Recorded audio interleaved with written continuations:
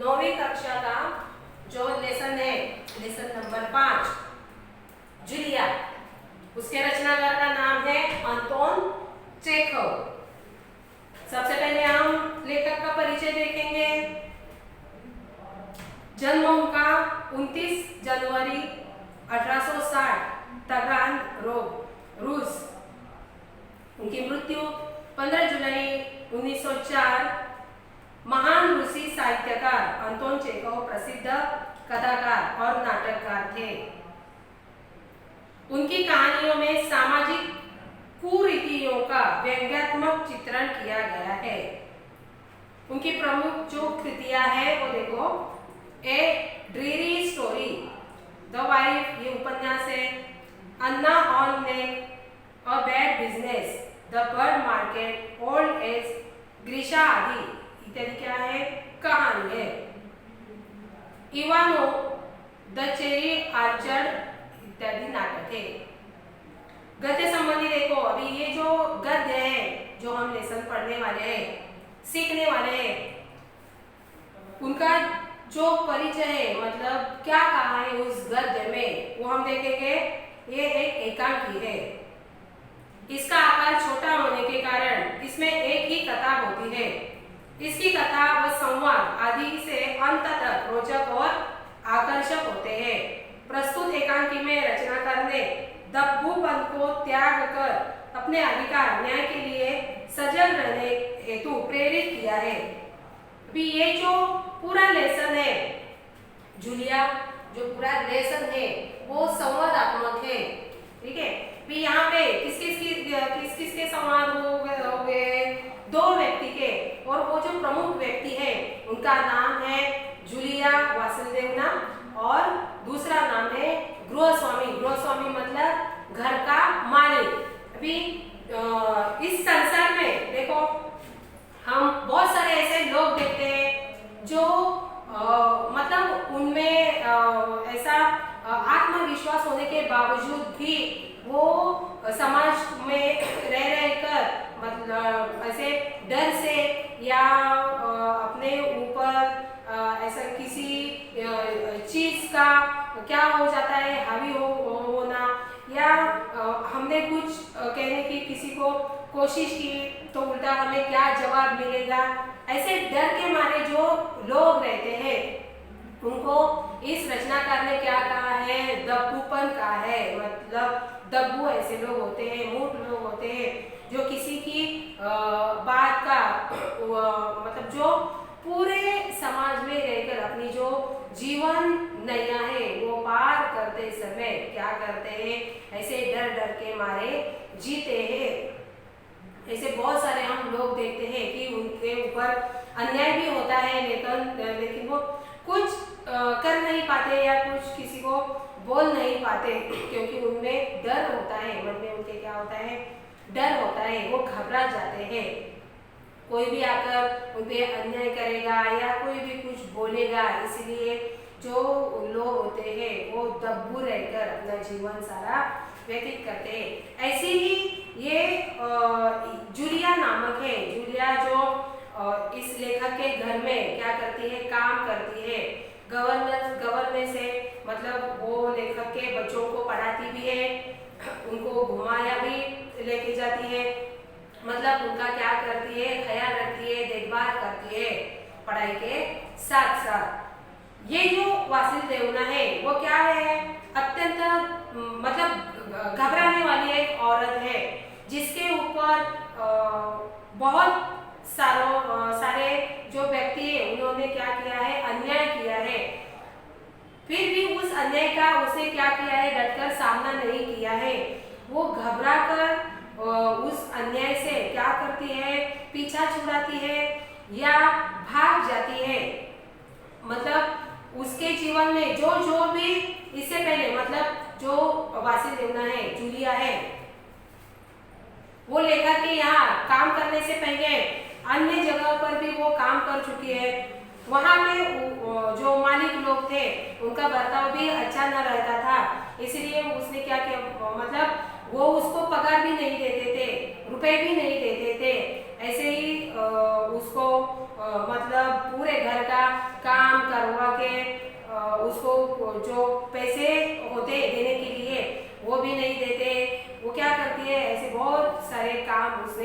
छोड़ दी है। आखिर में वो कहाँ आई है?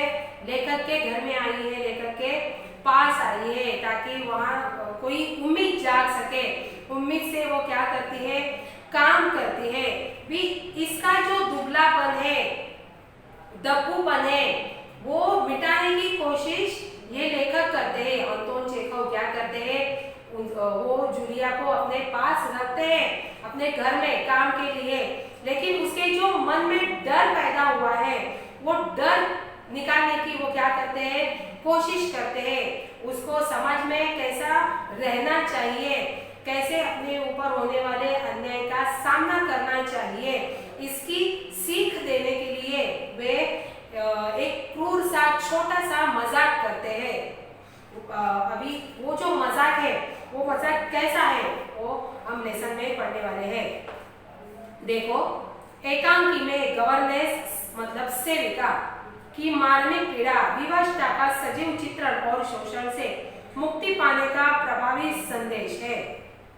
बच्चों की गवर्नेंस जूलिया वासिलदेवना आती है। अभी देखो, वासिलदेवना की मतलब जूलिया की एंट्री होती है। जूलिया आके दबे स्वर में, मतलब देखो मैंने क्या कहा पहले, वो कैसी है?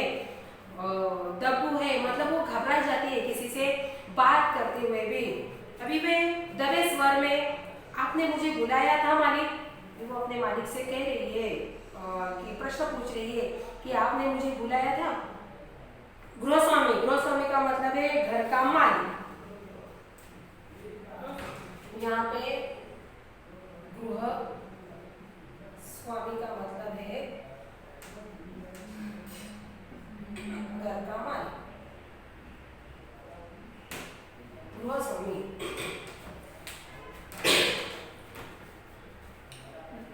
गृहस्वामी, हाँ हाँ बैठ जाओ जूलिया, खड़ी मत रहो। जूलिया बैठी हुई शुक्रिया कहती है। गृहस्वामी, जूलिया मैं तुम्हारे तनख्वाह, तनख्वाह मतलब वेतन,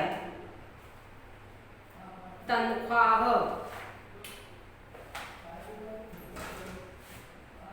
तनख्वाह का मतलब है वेतन, वेतन जो पगार लेते हैं उसे वेतन कहते हैं। गृहस्वामी जूलिया से क्या कहते हैं? मैं तुम्हारी तनख्वाह का हिसाब करना चाहता हूँ। मेरे ख्याल से तुम्हें पैसों की जरूरत होगी, और जितना मैं तुम्हें जान सका हूँ, मुझे लगता है कि तुम अपने आप पैसे भी नहीं मांगोगे, इसलिए मैं खुद ही तुम्हें पैसे देना चाहता हूँ। हाँ, तो तुम्हारी तनख्वाह 30 रुपये महीना तय हुई थी। यहाँ पे जब जूलिया आती है अपने स्वामी के पास, मतलब गृह स्वामी के पास, घर के मालिक के पास, जिस जगह पे वो काम करती है, भी तनख्वाह का समय आ गया है। आते ही ये जो मालिक है उसका, वो क्या कहता है कि तुम्हारी जो तनख्वाह है मैं आज देने वाला हूँ, तुम्हें पैसों की सब जरूरत होगी, लेकिन तुम मुझसे मांगोगी नहीं, क्योंकि ये जो लेखक है अंतोन चेखव, उन्होंने क्या किया है, इस जूलिया को अच्छे से पहचान लिया है कि कोई भी कठिन परिस्थिति आ जाए वो किसी से बोलेगी भी नहीं, या कुछ किसी को अपनी जो समस्या है वो समस्या बताएगी नहीं। इसलिए ये जो उसका मालिक है, वो मालिक उसे क्या कहता है, चाहे जितने भी तुझे जरूरत हो जाए तो मुझे बोलोगी नहीं, इसलिए मैंने तुम्हें यहाँ बुलाया है तुम्हारी तनख्वाह देने के लिए। अभी वे बाद में क्या कहते हैं कि तुम्हारी जो तनख्वाह है वे 30 रुपये तय हुई थी, मतलब 30 रुपया तुम्हारा वो तय हो चुका था। तब जूलिया क्या कहती है विनीत स्वर में, जी नहीं मालिक 40 रुपये। देखो वो फिर से घबराई हुई है, वो ठीक से अपने मालिक के सामने भी नहीं आके बात तक करने से वो क्या करती है, हिचकिचा रही है, घबरा रही है। वे विनीत स्वर से क्या कहती है कि आपने 30 रुपए नहीं तय किया था, आपने 40 रुपया तय किया था। तो गृह स्वामी देखो क्या कहते हैं, नहीं भाई 30, ये देखो डायरी पन्ने पलटते हुए मैंने इसमें नोट कर रखा है। अभी ये जो उसका मालिक है वो क्या कहता है उसको कि मैंने तो 30 रुपए ही तय किया है, तो तुम क्यों ऐसा बोल रही हो कि मैंने 40 रुपया तुझे तय किया है। ये देखो पन्ने, मतलब वो झूठ मूठ का नाटक करके वो क्या करता है, अपने डायरी के पन्ने ऐसे ही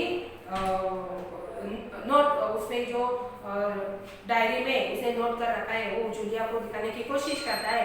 देखो मेरी डायरी, मैंने मेरी डायरी में सब कुछ लिखा है। मैं बच्चों की देखभाल और उन्हें पढ़ाने वाली हर गवर्नेंस को 30 रुपये महीना ही देता हूँ। अभी ये जो गृह स्वामी है, मतलब घर का मालिक है, वो क्या कहता है कि इससे पहले भी जो मेरे पास नौकर बनकर आया है मेरे बच्चों की देखभाल करने के लिए, उनको पढ़ाने के लिए, मैं हर एक गवर्नेंस को 30 रुपये ही महीना देता था, और तुम क्या कह रही हो कि मैंने तुम्हें 40 रुपये पर तय किया है। अच्छा, तो तुम्हें हमारे यहाँ काम करते हुए 2 महीने हो गए। भी कितने महीने हो गए हैं इस जूलिया को लेखा के यहाँ काम करते हुए? 2 महीने हो गए हैं।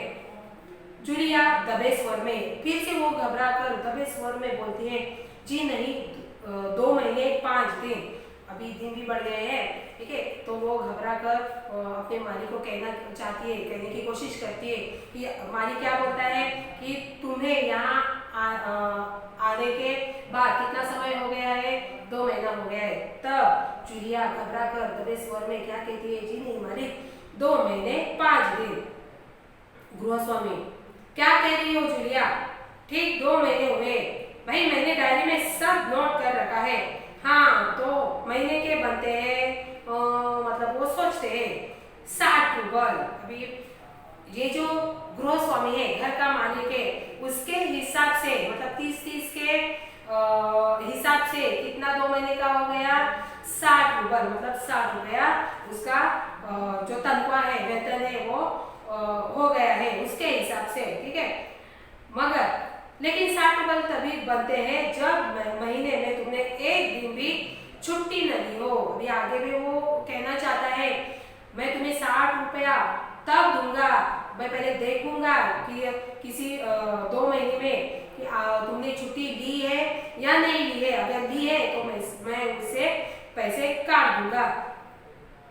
तुमने इतवार को छुट्टी मनाई, इतवार मतलब रविवार, इतवार का यहाँ मतलब है इतवार,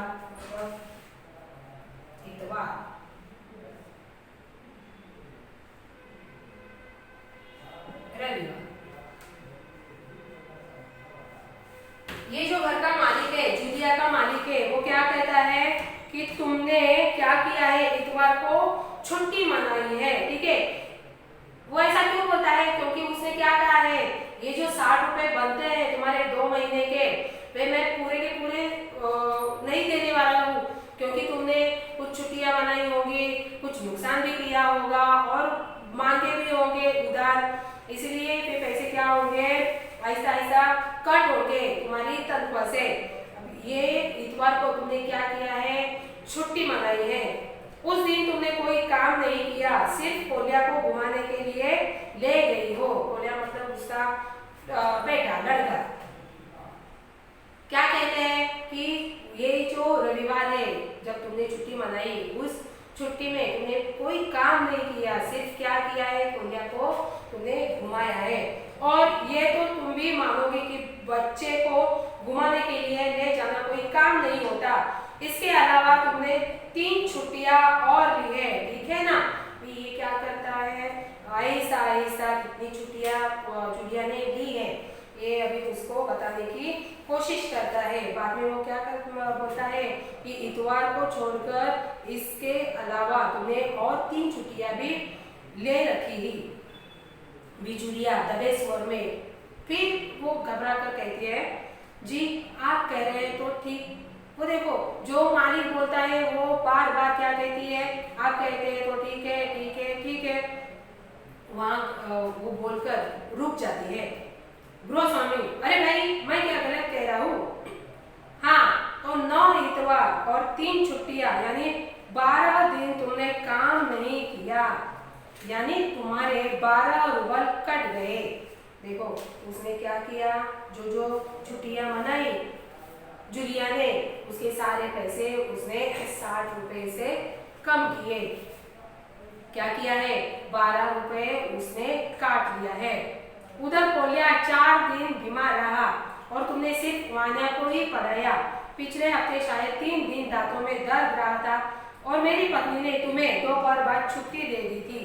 तो 12 और 7 19 19 ना के, हाँ तो भाई घटाओ 8 में से 19 कितने रहते हैं, वो सोचने लगता है। 41 रुपए, ठीक है ना। अभी ये क्या कहता है, गृहस्वामी उसके जो पैसे है, उस पैसों में से जो छुट्टियां उसने ली है वो छुट्टियों के भी पैसे अब काटने की कोशिश करता है।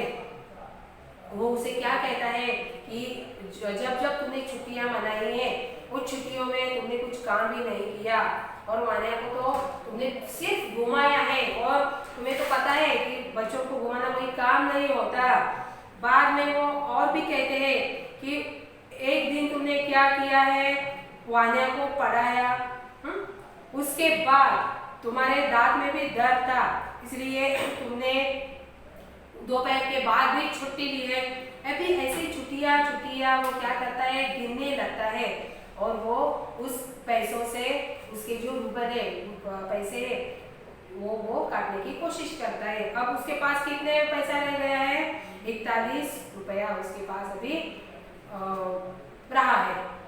अभी जूलिया फिर से रुआसी हो जाती है, रोते स्वर में। जी हाँ, जूलिया मैंने पहले ही बताया कि जो ऐसे लोग होते हैं जो संसार में रहकर दप्पूपन दिखाते हैं, किसी से कुछ भी नहीं कहते, अपने ऊपर जो अन्याय होता है वे सहन करते हैं, ऐसे जो लोग हैं उनको क्या करते हैं, ये